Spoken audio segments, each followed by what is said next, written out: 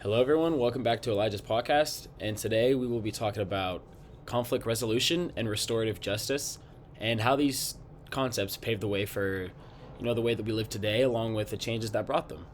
So, from our read, Theater from Conflict Resolution, it says conflict is a natural part of life.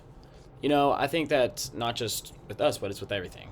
It also said without conflict, there would be no personal growth or social changes. Uh, Conflict resolution isn't necessarily the problem because it's all around us. It's about the steps that we take, what we do to, progress in life, and most of all, it's about how we deal with the conflict.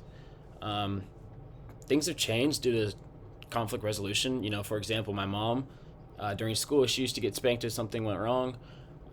Nowadays, we usually just, have to say sorry, hug it out. I remember in kindergarten, whenever, you would steal a crayon or something, you'd have to say sorry, maybe give them a hug, because it's kindergarten.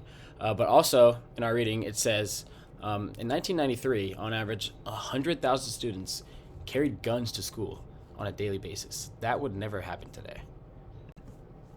And that just shows you conflict resolution. I mean, that wouldn't happen today with all the changes that they've made to make sure that guns are brought into school. Um, Restorative justice is not necessarily the punishment someone receives for doing something bad, like a criminal. It's about fixing what was done wrong, such as violence, maybe abuse, unfortunate circumstances. Restorative justice would be like in elementary school. Say two people got into a fight. Instead of suspending them and punishing them, you could put them in a room with a mediator and dissolve the situation, hopefully restoring that friendship, which was done in my primary school, actually. The biggest example I can think of for conflict resolution would, be the pandemic. We couldn't even be around each other, let alone go to school. So we had to come up with a solution on the spot, just like that. And we come up with things like Zoom, WebEx, Canvas, and alternate solutions to do school. The documentary Shakespeare Behind Bars was about these prisoners that got the opportunity to act out Shakespeare in front of a live audience. This is definitely a form of restorative justice because they can grow, overcome feelings, and reflect on the past to ultimately be a better person, which is what a lot of inmates said happened.